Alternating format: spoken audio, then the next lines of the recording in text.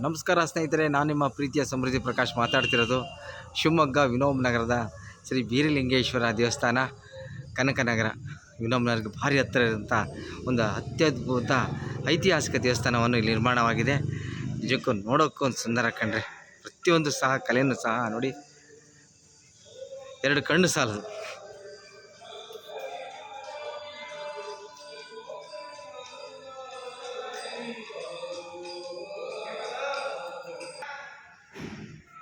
ಈ ಐತಿಹಾಸಿಕ ಕನಕದಾಸರ ಒಂದು ಸ್ಥಳವಾದ ವಿನೋಬ ನಗರದ ಕನಕನಗರ ನೋಡ್ರಿ ಹೇಗಿದೆ. ನೋಡೋಕ್ಕೆ ಸುಂದರ ಕಣ್ರಿ. ಇವನ್ನೆಲ್ಲ ಎಷ್ಟು ಕಲೆಯಾಗಿ ಕಲ್ಲಿನಲ್ಲಿ ಕೆತ್ತಿ ಈ ಸ್ತಂಭಗಳನ್ನು ಮಾಡಿದ್ದಾರೆ. ನಿಜಕ್ಕೂ ಇಲ್ಲಿ ಕಲ್ಯಾಣಿ ಇದೆ ನೋಡ್ರಿ, ಚೆನ್ನಾಗಿದೆ ಕಲ್ಯಾಣಿ ಅಂದರೆ ನೋಡೋಕ್ಕೆ ಎರಡು ಕಣ್ಣು ಸಾಲದು ಕಣ್ರಿ. ಇಲ್ಲಿ ಗಣೇಶ ಇದೆ ನೋಡ್ರಿ. ಈ ಸುಂದರವಾದ ಒಂದು ನೋಡ್ರಿ, ನೋಡೋಕ್ಕೆ ಒಂದು ಅದ್ಭುತವಾಗಿದೆ. ಕಲ್ಯಾಣಿಲಿ ಗಣೇಶ ನೆಲೆ ನಿಂತಾರೆ ನೋಡ್ರಿ. ಇವತ್ತು ಸಂಕಷ್ಟಿ, ತುಂಬ ಸುಂದರವಾಗಿ ಬೆಣ್ಣೆ ಅಲಂಕಾರ ಮಾಡಿದ್ದಾರೆ. ನೋಡೋಕ್ಕೆ ಒಂದು ಸುಂದರ.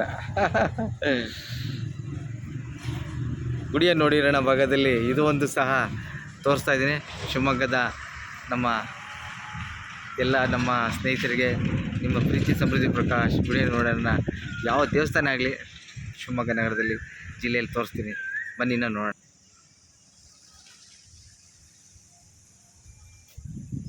ಕನಕದಾಸರ ಪ್ರತಿಮೆಯನ್ನು ನಿಜಲು ಎರಡು ಕಣ್ಣು ಸಾಲದು ನೋಡೋಕ್ಕೆ. ನಮಗೆ ನೋಡಿ ಸುಂದರವಾಗಿದೆ ಅಂದರೆ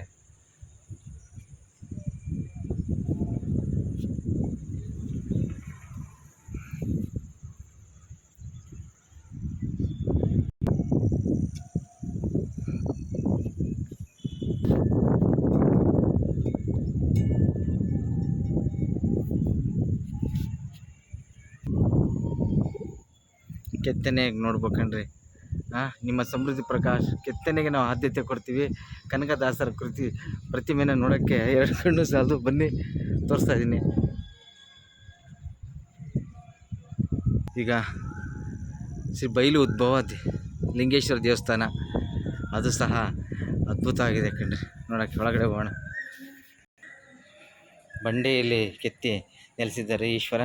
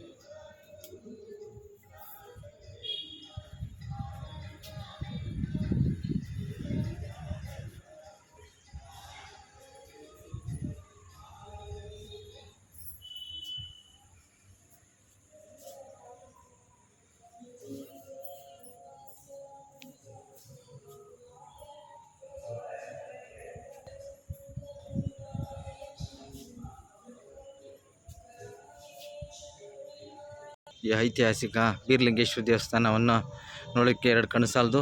ಶಿವಮೊಗ್ಗ ನಗರದ ವಿನೋಬ್ ನಗರ ಅಥವಾ ಸುಂದರವಾದ ಒಂದು ಪರಿಸರದಲ್ಲಿರ್ತಕ್ಕಂಥ ಈ ಒಂದು ಕ್ಷೇತ್ರ ಇನ್ನೂ ಹೆಚ್ಚಿಗೆ ಬೆಳೀಲಿ ಅಂತ ನಾನು ನಿಮ್ಮ ಸಮೃದ್ಧಿ ಪ್ರಕಾಶ್ ಮಾಡ್ತಾಯಿದ್ದೀನಿ.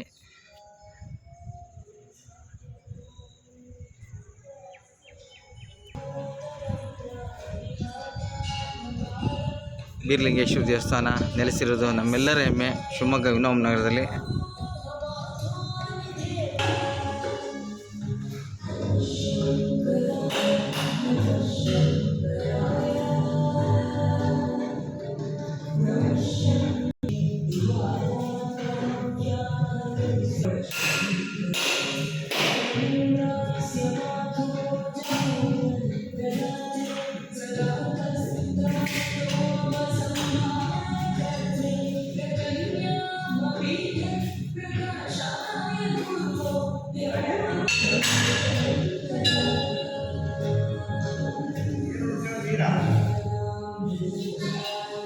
ಬೀರಲಿಂಗೇಶ್ವರ ದೇವಸ್ಥಾನ, ಮೂಲ ದೇವಸ್ಥಾನ ನೋಡ್ರಿ, ನೋಡ್ತಾ ಇರ್ಬೋದು. ಇಲ್ಲಿ ಎರಡು ಕಣ್ಣು ಸಾಲದ ಕಂಡು ಐತಿಹಾಸಿಕ ದೇವಸ್ಥಾನ.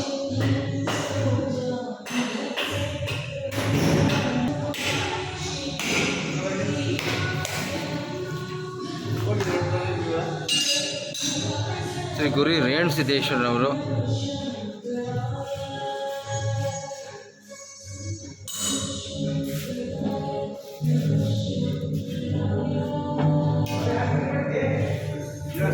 ನಮಸ್ಕಾರ ಸ್ನೇಹಿತರೆ, ನಾನು ನಿಮ್ಮ ಪ್ರೀತಿಯ ಸಮೃದ್ಧಿ ಪ್ರಕಾಶ್.